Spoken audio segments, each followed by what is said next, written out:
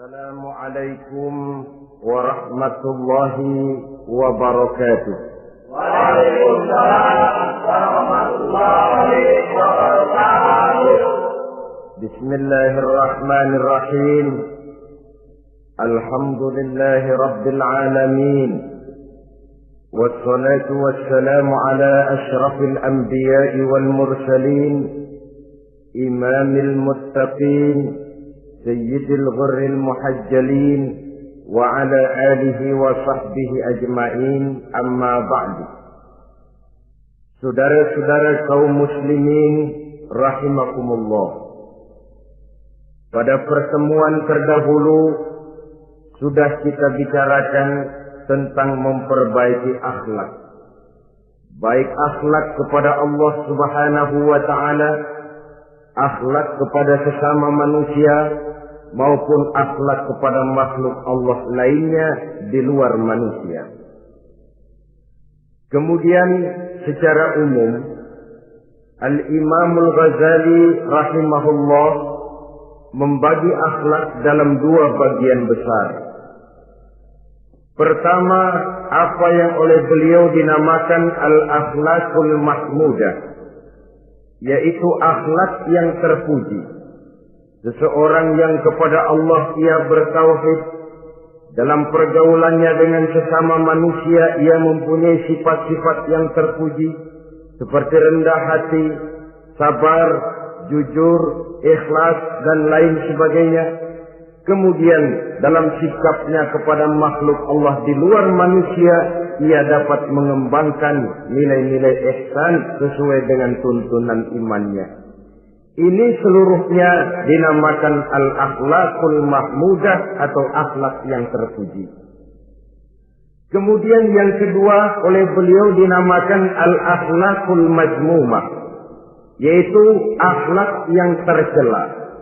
Seseorang yang di dalam sikapnya kepada Allah mempunyai sifat-sifat kufur, baik dalam bentuk kemusyrikan, kemunafikan, atau hal-hal yang bisa menyebabkan ia menjadi murtad. Lalu dalam pergaulannya dengan sesama manusia, ia mempunyai sikap yang tidak terpuji, sombong, riya, ujub, dusta, khianat, suka menggunjing dan memfitnah, dan lain sebagainya. Sedangkan sikapnya kepada makhluk Allah di luar manusia, ia senantiasa menimbulkan kerusuhan. Itu seluruhnya dinamakan dengan al-akhlakul mazmumah atau akhlak yang tercela.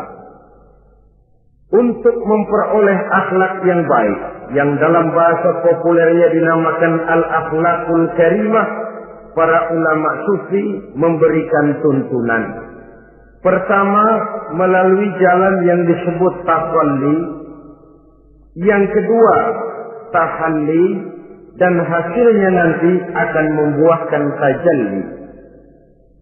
Takhalli artinya mengosongkan diri dari segala macam sifat yang tercela. Sombongnya dibuang, riyaknya dihilangkan, suka fitnahnya musnah, dustanya berhilang. Itu semuanya dinamakan takhalli, mengosongkan diri dari seluruh sifat-sifat yang tercela. Apabila ini sudah berhasil dilaksanakan oleh seseorang, ia naik kepada tingkat yang selanjutnya dinamakan tahalli. Tahalli artinya menghiasi diri dengan seluruh sifat-sifat yang terpuji. Bila sombongnya hilang, berganti dengan tawadhu. Bila dustanya hilang, berganti dengan jujur. Bila khianatnya hilang, dihiasi hatinya dengan amanah, dan begitu selanjutnya. Hasil daripada tahalli, menghiasi diri dengan segala sifat-sifat yang terpuji, akan mengantarkan orang untuk sampai kepada tajalli, bisa menyaksikan kebesaran Allah Subhanahu wa ta'ala. Maka pada pertemuan kali ini kita akan mulai dengan yang pertama, tahalli, mengosongkan diri dari seluruh sifat-sifat yang tercela, menjauhkan diri dari semua akhlak-akhlak yang tidak baik. Dan pertemuan ini akan kita mulai dengan membicarakan dusta dan akibatnya. Saudara-saudara kaum muslimin rahimakumullah.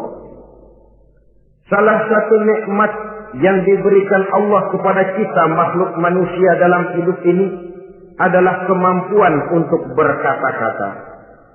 Kemampuan menyalurkan hasrat hati dan keinginan jiwa melalui ucapan dengan bahasa sebagai alat komunikasi. Sehingga orang lalu berkata bahwa al-insan adalah hayawanun natiq. Manusia sebenarnya adalah binatang juga. Cuma saja manusia binatang yang pandai berbicara. Oleh karenanya ini merupakan satu nikmat yang sangat besar yang perlu kita syukuri. Lidah bisa menempatkan seseorang pada posisi yang tinggi.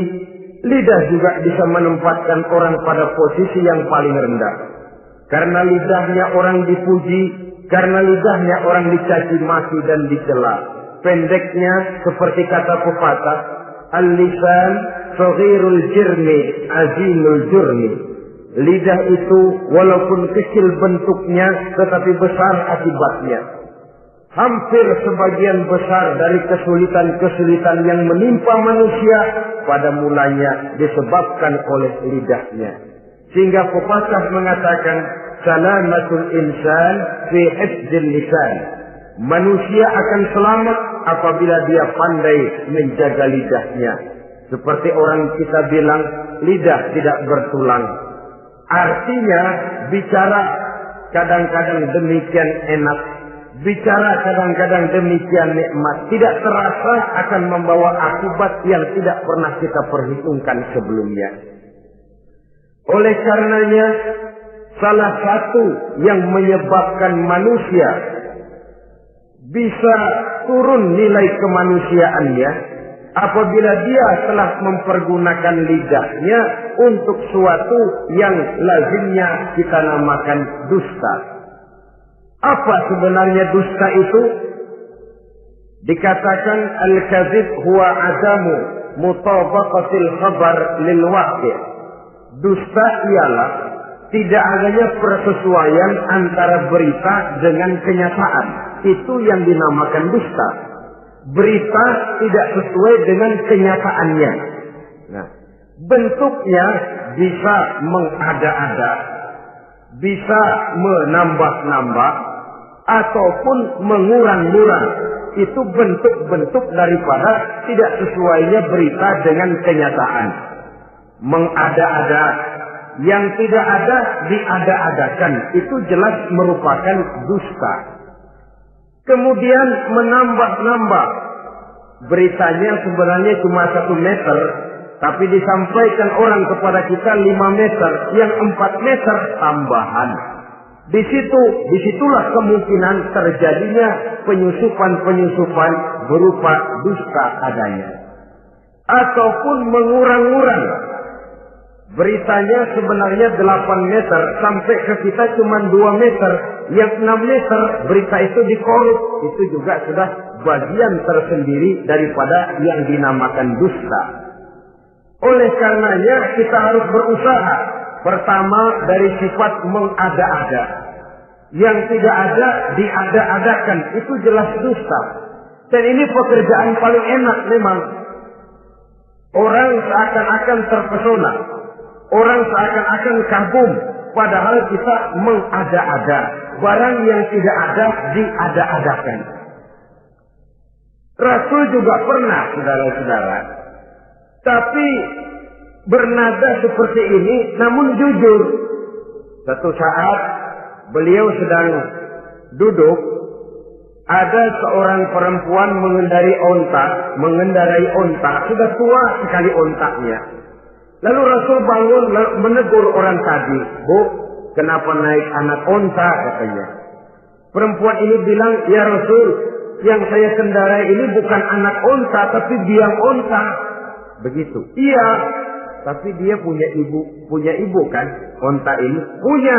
Nah, kalau dia punya ibu kan artinya dia anak juga." "Ya memang. Nah, kalau begitu kan artinya ibu memang naik anak onta." "Lah ya iya kalau itu sih." Kelihatannya mengada-ada, tapi memang benar begitulah adanya. Surau untuk menghidupkan suasana, tapi tidak terlalu berlebih-lebihan. Yang kedua jenis daripada dusta itu menambah-nambah. Ini juga paling enak. Orang sering bilang, kalau kita ngirim duit, jangan harap kurang, jangan harap tambah. Tapi kalau kita ngirim berita, jangan harap kurang. Duit kita kirim kepada orang, jangan harap tambah. Kurang, jangan harap kurang. Atau jangan harap tambah, kurang bisa. Tapi kalau berita kita kirim kepada seseorang, jangan harap kurang itu berita, nambah bisa. Atau kemudian mengurang-urang, ini juga termasuk jenis daripada dusta. Baik mengada-ada atau menambah-nambah, kemudian mengurang-urangi, seluruhnya merupakan pekerjaan yang paling enak. Kita anggap sesuatu yang biasa, padahal akibatnya nanti akan menjadi luar biasa. Saudara-saudara kaum muslimin rahimakumullah. Apa bahaya dusta dalam kehidupan manusia? Pertama, bagi dirinya sendiri. Orang yang berdusta sebenarnya sudah membahayakan dirinya sendiri.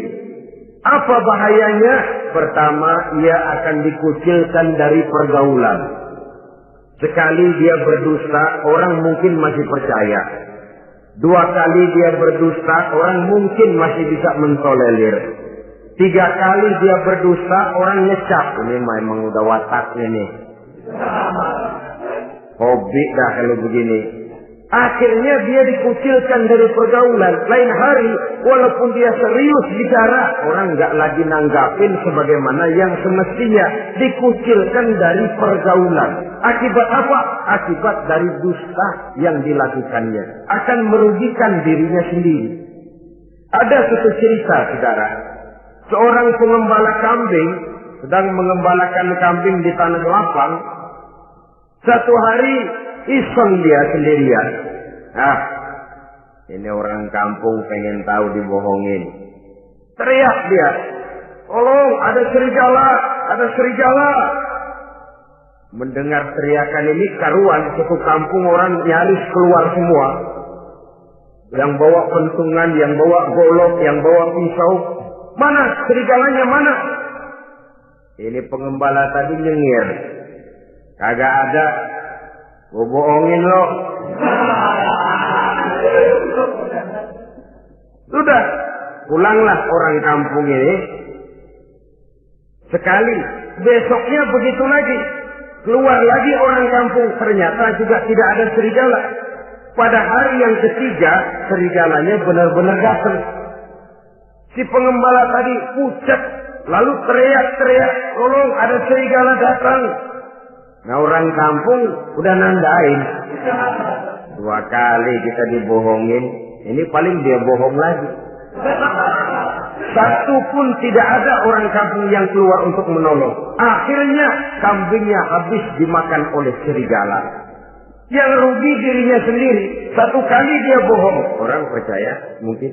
2 kali dia bohong, orang masih tolerir. 3 kali dia bohong, orang nandain. Terkucil dari pergaulan akibat daripada perbuatan dusta. Oleh karenanya saya yakin tidak seorang pun di antara kita yang suka berteman dengan seorang pendusta. Karena apa? Seorang pendusta tidak akan segan-segan menjual temannya sendiri. Mengkambing hitamkan temannya sendiri. Artinya juga merusak pergaulan di dalam kehidupan ini. Penyakit yang bahaya yang kedua bagi diri orang yang berdusta itu sendiri, sifat dusta menyuburkan watak munafik. Nabi bersabda, ayatul munafiki salatun. Tanda-tanda orang munafik itu ada 3. Tandanya, biasanya kalau tandanya ada, ya munafiknya insya Allah ada. Apa tanda orang munafik itu? Pertama, iza haddatsa kadzdzaba. Apabila berbicara selalu bohong. Belum pernah kalau bicara tidak bohong. Bohong itu sudah jadi lalapnya. Artinya enggak sumbrah ngomong kalau enggak dicampuri bohong. Seperti kurang enak makan kalau tidak pakai lalap. Ada saja bohong yang dibuat-buatnya. Ini ciri atau tanda daripada orang-orang munafik. Apabila berbicara selalu berdusta. Satu. Yang kedua, wa iza wa'ada akhlafa. Apabila berjanji dia selalu ingkar. Selalu ingkar tanpa uzur yang dibenarkan oleh syar'i, itu termasuk ciri daripada orang-orang munafik. Karena itu kita oleh agama diajarkan jangan memastikan sesuatu. Pernah Rasulullah ditegur oleh Allah Subhanahu wa taala ketika datang orang bertanya, "Ya Rasul, Ashabul Kahfi itu sebenarnya berapa orang jumlahnya?" Ada yang bilang 5 orang, 6 dengan anjingnya. Ada yang bilang 6 orang, 7 dengan anjingnya. Ada yang bilang 8 orang, 9 dengan anjingnya. Yang benar yang mana Rasul? Rasul menjawab, besok. Jawabannya besok. Kenapa Rasul berani mengatakan jawabannya besok? Sebab beliau ngandelin. Biasanya kalau ada pertanyaan dari umat, lalu turun wahyu sebagai jawaban atas pertanyaan tadi. Sudah. Besoknya dari pagi Rasul nunggu wahyu turun. Enggak turun. Besok nunggu lagi. Enggak turun juga. Bingung. Sekali turun malah negur beliau. Wala taqulanna li syai'in inni fa'ilu dzalika ghadan illa ayyasha Allah. Kalau belum apa-apa Muhammad jangan berani ngeduluin. Besok.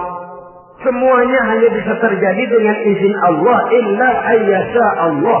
Oleh sebab itu harus diawali dengan insya Allah. Insya Allah besok saya pasti datang. Insya Allah ya, karena kita beriman kepada Allah. Kepastian di tangan Allah. Pastinya karena kita memang berniat benar ingin datang. Kita kadang-kadang insya Allah ini jadi lalap sih. Asal dia bilang insya Allah udah tulen kagak mau deh. Besok ya, insya Allah enggak ya. Ini salah kaprahnya kita, saudara-saudara. Yang ketiga, ciri daripada orang munafik itu wa iza tumina khana. Apabila dipercaya dia selalu berkhianat. Tidak pandai menjaga amanah dalam kehidupan ini. Tidak boleh mendapat suatu kepercayaan lalu dikhianatinya kepercayaan itu. Maka jangan lupa bahwa kita diberikan lidah, kita diharuskan memelihara lidah. Dengan apa? Menjaganya daripada sifat-sifat dusta. Apabila berjanji, kita berusaha menepati. Apabila dipercaya, kita berusaha menjaga amanah. Kenapa? Mencari kepercayaan itu sulit, saudara.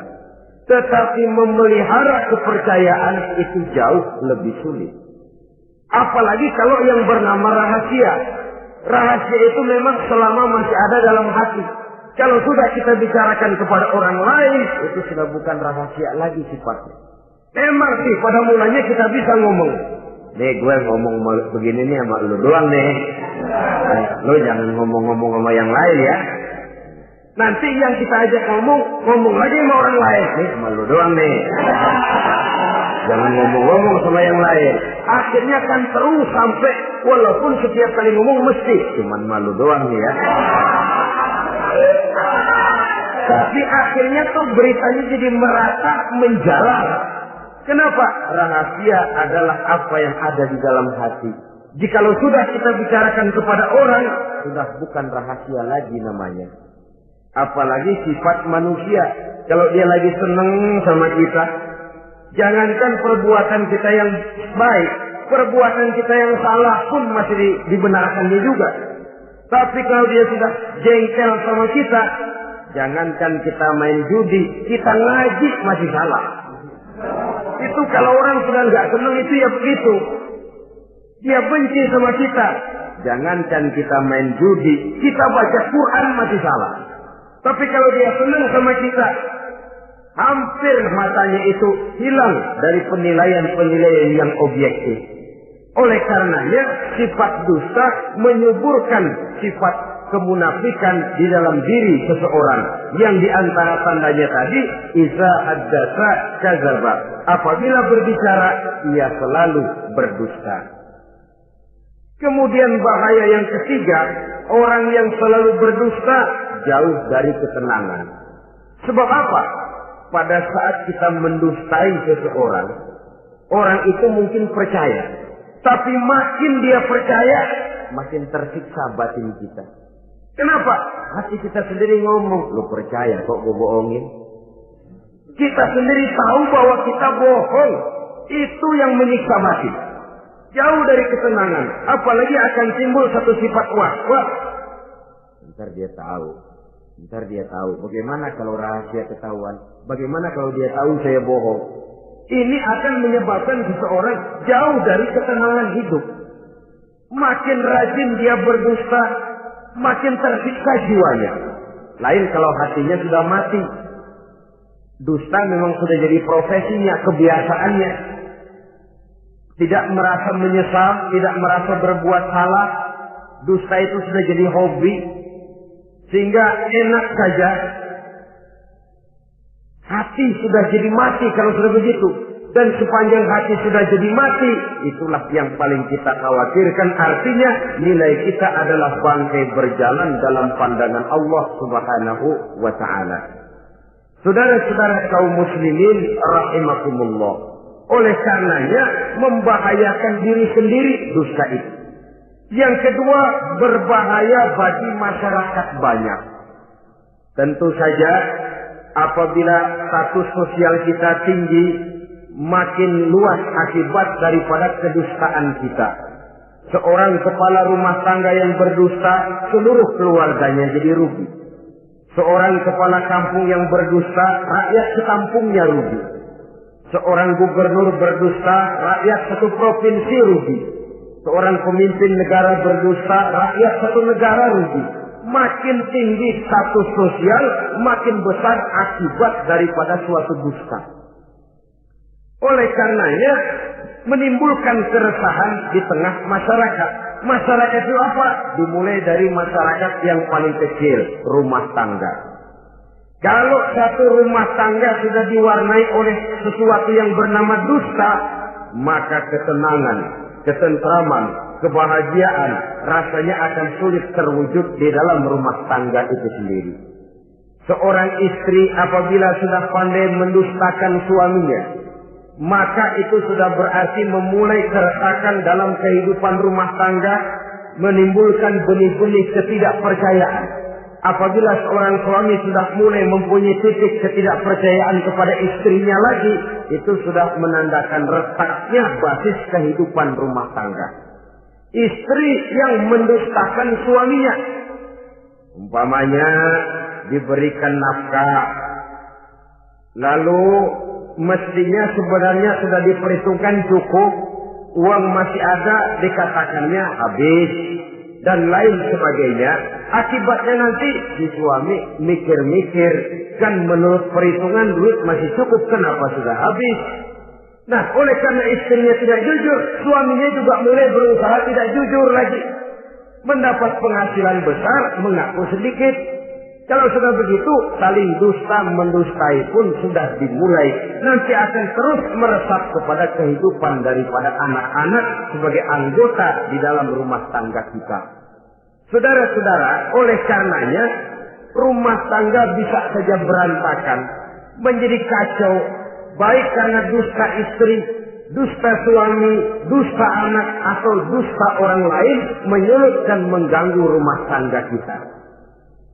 Suaminya lagi enak-enak duduk di depan rumah, datang laporan. Kamu kok tenang saja di rumah? Memangnya kenapa? Istrimu, waduh. Ya memang kenapa istri? Waduh. Itu tadi naik bajai berdua. Kamu orang laki. Ya memang supir bajai masih dia sendiri. Tapi kalau berita ini digunting, dikat sampai di situ, kan nanti ini sudah menimbulkan suami mendengar istrinya naik bajai berdua dengan orang laki, tentu marah. Pulang istrinya sudah payah-payah dari pasar, dicaci maki dan lain sebagainya.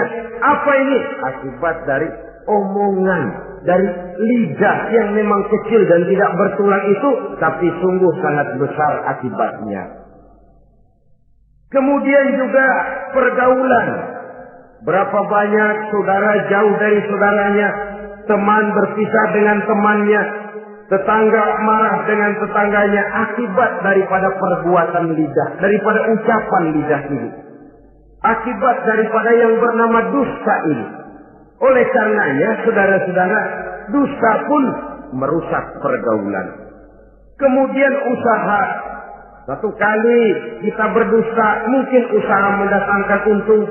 2 kali kita berdusta, masih bisa mendatangkan untung. 3 kali kita berdusta, orang akhirnya akan mengadakan perbandingan.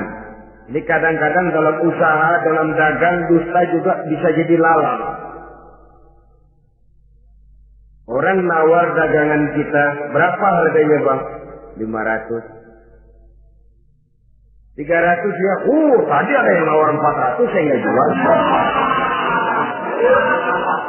Padahal kagak ada yang nawar. Dia buat sedemikian rupa.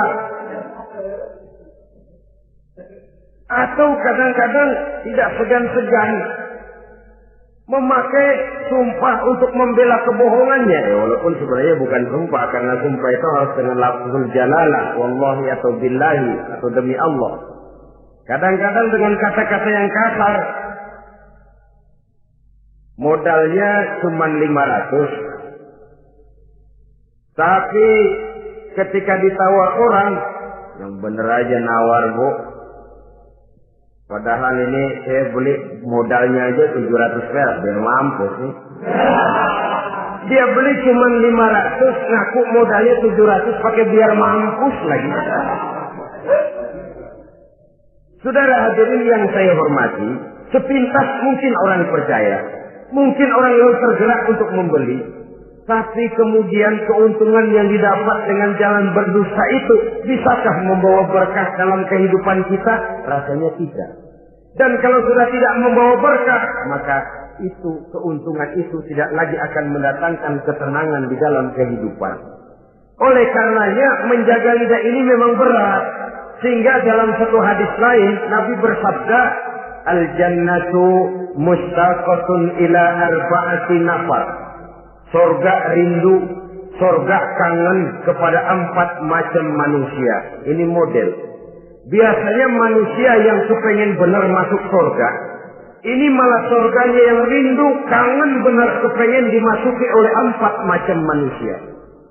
Siapa mereka? Pertama, saliyil Quran.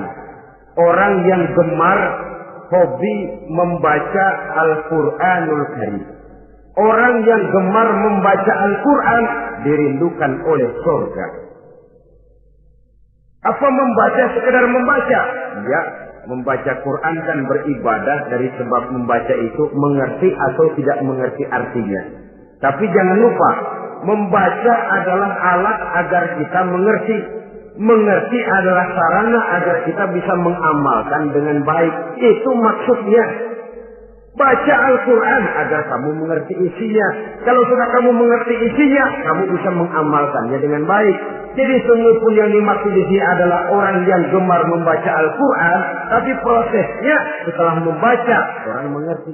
Sebab orang hanya bisa mengerti kalau dia sudah membaca. Kemudian apabila mengerti, dia terdorong untuk mengamalkan. Talil Quran bukan hanya orang yang sekedar gemar membaca Al-Quran, tapi juga yang membawa gaya hidup yang Qurani. Saudara-saudara kaum muslimin rahimakumullah. Talil Quran, orang yang gemar membaca Al-Quran dirindukan oleh surga. Yang kedua, wa mut'imil ji'an, orang yang memberi makan orang yang kelaparan. Nabi memberikan anjuran sangat. Siapa yang ingin dekat dengan aku di hari akhirat nanti, bersahabatlah ia dengan yatim, dengan piatu, dengan janda-janda tua yang miskin, perlu uluran tangan, mereka yang hidup di bawah garis kemiskinan. Bila diberikan kelebihan rizki oleh Allah, bersahabatlah dengan orang yang tidak mampu. Mut'imil ji'an, orang yang memberi makan orang kelaparan, dirindukan oleh surga. Saudara-saudara kaum muslimin rahimakumullah, demikian besar perhatian Islam terhadap kepekaan sosial, terhadap kesetiakawanan sosial ini, sampai dalam ayat Al-Quran dijelaskan oleh Allah Subhanahu wa taala, "Ara'aita allazi yukadzibu bid-din, fadzalika allazi yad'u al-yatim wa la yahuddu 'ala ta'amil miskin." Tahukah kamu, kata Allah, siapa orang-orang yang mendustakan agama? Beragama tapi dianggap mendustakan agama. Kalau sudah dianggap mendustakan agama, artinya imannya dusta. Dia sholatnya dusta. Dia puasanya dusta. Siapa mereka itu? Fadzalika allazi yad'ul yatim. Mereka orang-orang yang meninggalkan, menyia-nyiakan anak-anak yatim. Wala yahuddu ala ta'amil miskin, dan tidak memerintahkan untuk memberi makan kepada orang-orang miskin. Kepada yatim, kejam, sadis, tidak punya kemanusiaan sama sekali. Maka mungkin kita yang rajin sholat, mungkin kita yang sudah 4-5 kali berhaji, bisa saja terhalang masuk surga. Karena di sebelah rumah kita ada anak yatim piatu, merintih kelaparan, menggigil kedinginan. Kita tahu kita mampu dan kita diam saja, tidak mau memberikan pertolongan. Itu yang mungkin bisa menghalangi kita untuk sampai ke surga. Oleh karenanya, salah satu jenis manusia yang dirindukan oleh surga, mut'imil ji'an, orang yang memberi makan orang yang kelaparan. Yang ketiga, orang yang dirindukan oleh surga, wasa'imina fi Ramadan, orang yang melaksanakan ibadah puasa di bulan suci Ramadan.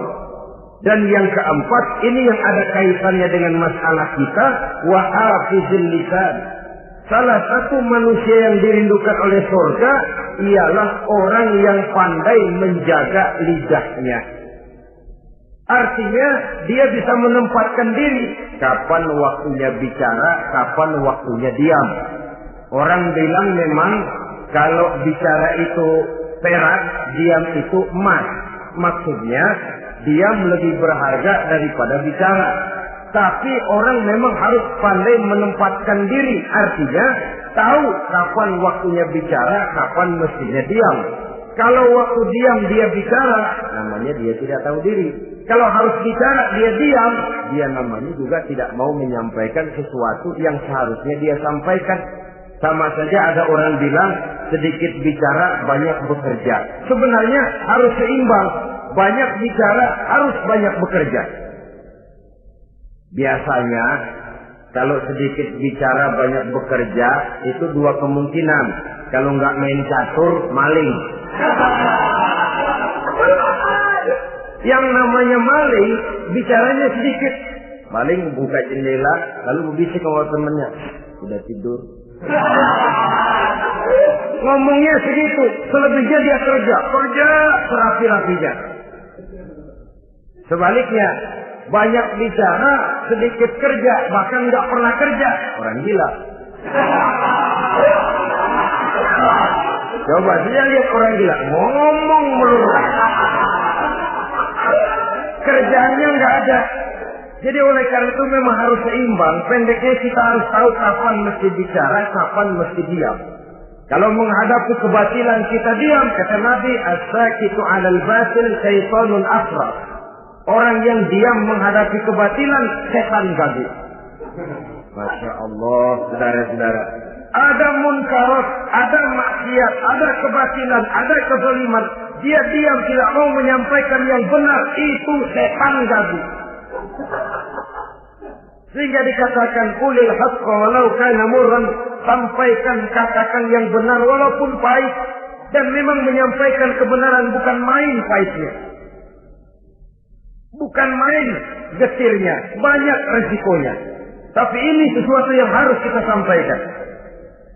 Sebab kata Nabi tadi, orang yang diam menghadapi satu kebatilan sama saja dengan setan gagu. Orang yang pandai menjaga lidahnya dirindukan oleh surga. Dan ini walaupun kelihatannya pekerjaan ringan, kecil, berat, saudara-saudara. Bahkan diceritakan Nabi Ibrahim itu pernah nangis di hadapan Allah Subhanahu wa Ta'ala. Ketika ditegur, ditanya, kenapa kamu menangis Ibrahim? Saya ini seumur hidup pernah 3 kali berdusta, ya Allah. Bagaimana saya tidak bingung mempertanggungjawabkan ini di hadapanmu? Nabi Ibrahim seumur hidup 3 kali bohong, bingung, nangis. Kita sehari 16 kali bohong, nyengir. Nggak ada bingungnya, emang hobi. Kalau nggak bohong, puyeng palanya. Tiap hari selalu mencari sasaran. Siapa lagi gue bohongin? Saudara-saudara kaum muslimin rahimakumullah. Kelihatannya pekerjaan ini kecil, ringan, tapi sungguh berat. Mengerem lidah, menjaga lidah daripada perbuatan ucapan-ucapan yang tidak mengandung manfaat, apatah lagi sampai bersifat dusta dan membahayakan orang lain. Oleh karenanya, dusta ini kalau dalam agama, berdusta dalam agama biasanya munafik. Mulutnya beragama, tapi hatinya kafir. Jelas itu munafik. Itu dusta juga. Dusta yang membawa kita kepada dosa kelas kasar. Ya kalau kita mendustai teman, memang dosa. Dosa yang nilainya tidak sebesar kalau kita mendustai agama. Tapi sungguh pun demikian, dosa kecil-kecil juga kalau ditumpuk banyak juga. Padahal kata Imam Ghazali, hati itu seperti kaca. Dosa itu debu yang nempel di kaca. Kalau debu-debu itu terus numpuk, kita males ngelapnya, males ngebersihinnya. Jadi satu berkarat di kaca, susah banget ngebersihinnya. Coba kaca kalau udah karatan, pakai silet kita gosok, setengah mati.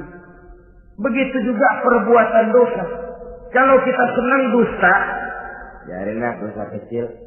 Bohong lagi, bohong lagi, bohong lagi. Numpuk berkarat di hati itu dosa.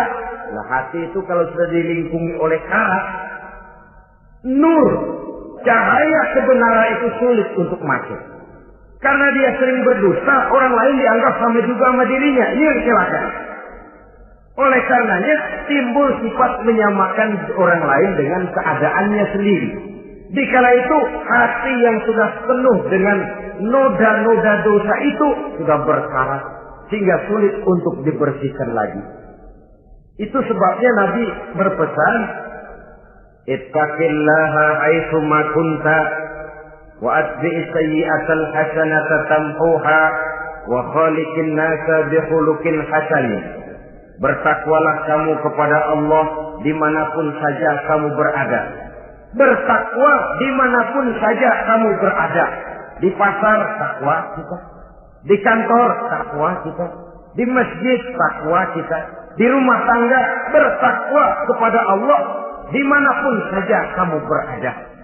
Kita sih kadang-kadang takwa juga, cuman musinan. Takwa kita pakai tempat. Asal lagi duduk di masjid, dengerin pengajian, dengar kiai pidato, manggu takwa. Bener.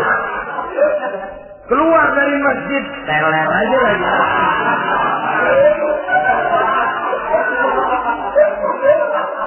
Takwa juga kita cuma pakai tempat. Nabi pesan dimanapun kamu berada, ittaqillah haitsu ma kunta. Bertakwalah kepada Allah dimanapun saja kamu berada. Wa atbi'i sayyi'atal hasanah tamhuha. Ikuti perbuatan salahmu dengan kebaikan, niscaya kebaikanmu akan menghapus kesalahan yang kamu kerjakan.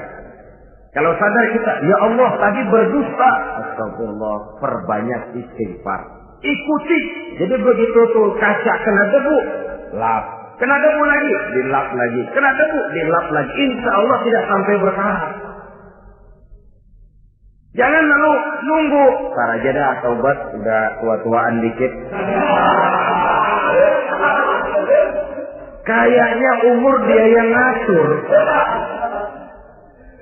Saudara-saudara, oleh karenanya ikuti perbuatan salah dengan kebaikan. Terselip kita berbuat salah, iringi dengan sedekah. Terselip kita melakukan dosa, iringi dengan istighfar. Melihat sesuatu yang haram, astagfirullahaladzim. Lalu dipalingkan, jangan mulut astagfirullah, mata melotot.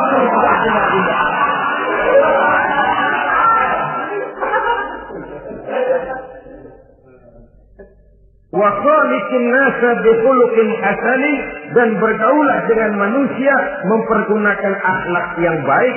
Ini pesan daripada Rasulullah sallallahu alaihi wasallam. Jadi oleh karenanya dusta dengan seluruh akibatnya ini bisa menimbulkan bahaya bagi diri sendiri, bagi rumah tangga, dalam pergaulan, dalam usaha, dalam masyarakat, bahkan pada akhirnya bagi kehidupan satu bangsa dan satu negara. Lidah yang kecil tapi besar akibatnya bisa menyengsarakan manusia atau menempatkan manusia dalam satu posisi yang tinggi. Kalau kita adakan satu perbandingan, Nabi Ibrahim seumur hidup 3 kali saja berdusta, nangis di hadapan Allah. Kita yang hampir tidak ada hari, ya, kalau orang sekarang bilang tiada hari tanpa olahraga. Rasanya kita kalau mau jujur bisa juga bilang tiada hari tanpa bohong. Pernahkah kita menangis menyesali dusta yang sudah kita lakukan? Berapa banyak orang yang sudah kita janjikan, kita gantung dengan janji itu. Padahal dia punya hajat yang demikian sangat bergantung kepada kita. Tapi lidah ini enak saja. Gampang dah. Tar. Sok. Gampang dah itu mah. Beres dah beres. Enggak ada yang enggak beres. Semuanya kalau lidah kita beres, gampang, ntar, besok, enak, endah aja.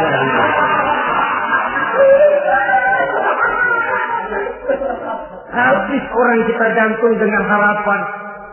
Padahal kita tidak bermaksud memberikan harapan itu. Sementara kita melangkah melenggang dengan senyum, sedang orang lain menggerutu. Saudara-saudara kaum muslimin rahimakumullah, ini pada gilirannya akan kembali penyakitnya kepada diri kita juga. Menyuburkan watak munafik, mengucilkan kita dari dalam pergaulan, dan menjauhkan kita daripada ketenangan hidup. Karenanya dusta memang berbahaya. Dalam perjuangan, dusta akan menimbulkan watak pengkhianatan. Dusta juga bisa menyebabkan munculnya musuh-musuh dalam selimut, yang pura-pura berteriak membantu perjuangan tapi di belakang mencari titik kelemahan kita. Oleh karenanya, mencari teman yang bisa diajak tertawa itu gampang. Mencari teman yang mau diajak menangis itu sulit. Mencari teman yang mau diajak nyanyi banyak. Tapi mencari teman yang mau diajak berkeluh kesah itu yang langka. Oleh karenanya, di dalam kehidupan ini untuk menjaga lingkungan pergaulan, mari kita berusaha untuk menjaga lidah dengan sebaik-baiknya. Nah, apa semua bohong tidak boleh? Ada bohong yang ditolerir. Di antaranya kata Nabi, salasun laisa minal kadzab. Ada 3 macam bohong yang tidak dianggap bohong. Bohong tapi tidak dianggap bohong. Dusta tapi tidak berdosa. Kalau memang harus bohong, carilah bohong yang tidak dosa. Bahkan insya Allah ada pahalanya kalau kita ikhlas. Apa itu? Pertama, hadisul rajulu limar'atihi au hadisul mar'atu li zawjiha. Bohongnya seorang suami untuk menyenangkan hati istrinya. Gak apa-apa. Untuk menyenangkan hati istrinya. Misalnya suami pulang dari kantor perutnya lapar. Begitu makan nyobain sayur. asinnya luar negeri.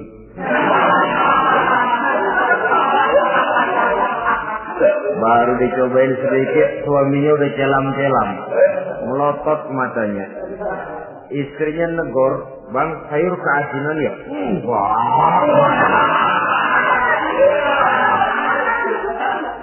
Soal keasinan bagus. Cuma tadi di kantor saya sudah diajak makan oleh teman, jadi masih kenyang. Simpan sajalah, nanti sore kita baru makan. Lapar, kesel, jongkok, tapi karena mau menyenangkan istri.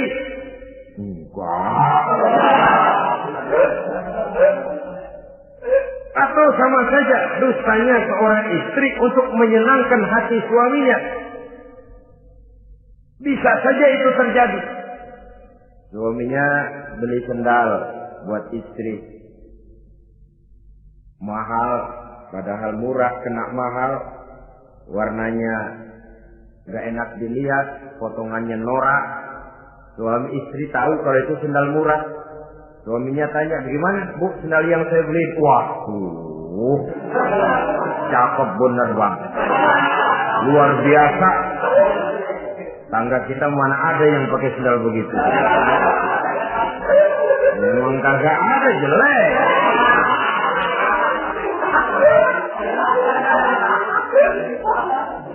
Tapi kalau waktu itu istrinya jujur, malah akan bisa menimbulkan keretakan. Bohong seperti ini termasuk bohong yang bisa ditolerir untuk menyenangkan hati istrinya atau untuk menyenangkan hati suaminya. Tapi lalu jangan dieksploitir. Jangan dieksploitir dalam arti untuk menutupi untuk menutupi perbuatan salahnya lalu berdusta. Menutupi perbuatan salahnya, itu yang tidak boleh. Sebab bagaimanapun ditutupi, perbuatan salah toh akhirnya akan naik juga ke permukaan. Yang kedua, al-kadzib li islahi zatil bain. Dusta untuk mendamaikan dua orang yang sedang berselisih. Itu boleh.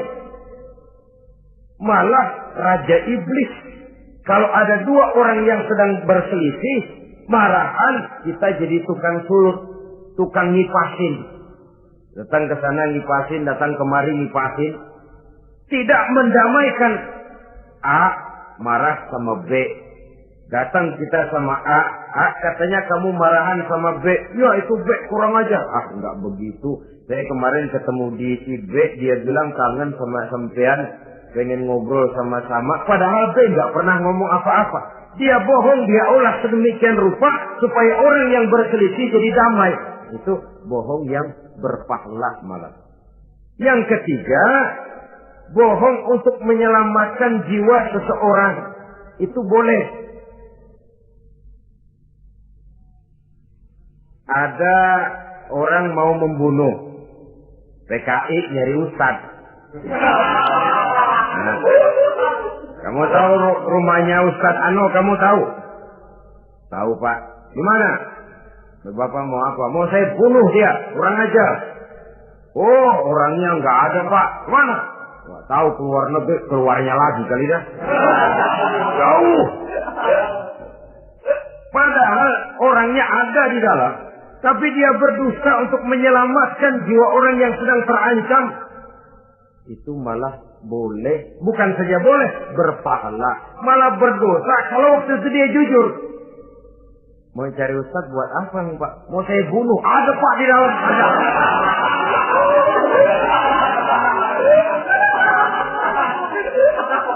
Sentimen, kalau perlu saya bantuin Pak ada.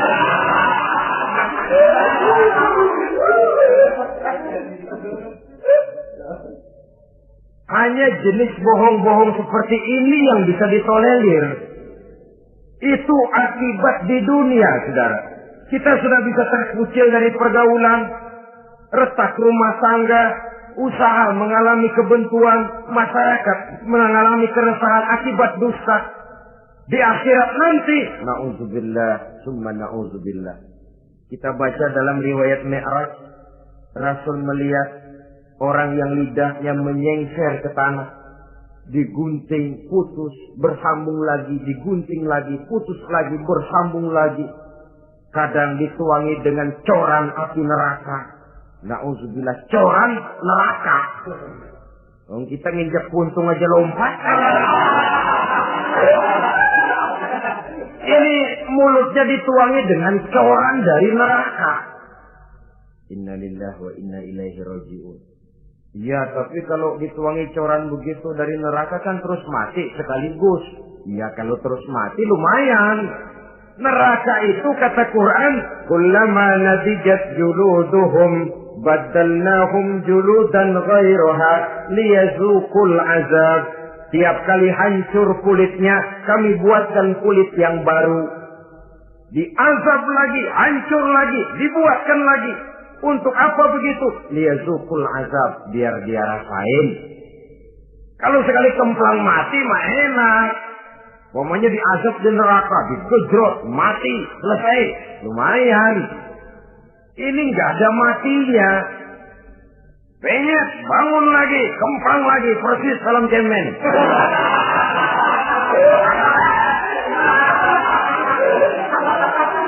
Cuma kalau film cemen mah film, dan itu jelas dusta, di neraka orang tidak kenal mati. Hancur jasadnya, dibuatkan lagi, diazab lagi, dan begitu selanjutnya. Jangan lalu berhitung. Kalau dosanya kebanyakan kan malaikat Malik gemes, ntar dilemparin ke neraka, kelebihan liwat. Jadi nggak mampir di neraka. Ya nggak mungkin, saudara-saudara. Tiap kali hancur kulitnya, diganti dengan kulit yang baru. Untuk apa itu? Liyazuqul azab. Biar dia rasakan benar azab itu. Allahu Akbar. Sudah di dunia dia mendapat akibat yang sedemikian rupa dan punya akibat buat yang lain. Di akhirat nanti dia akan menanggung azab. Apalagi kalau dustanya sampai membuka aib saudaranya sendiri. Dusta untuk menelanjangi orang lain. Logikanya saja, kalau ada teman kita atau aurat kita terbuka, kita harus menutup. Muslim dengan muslim seperti satu badan.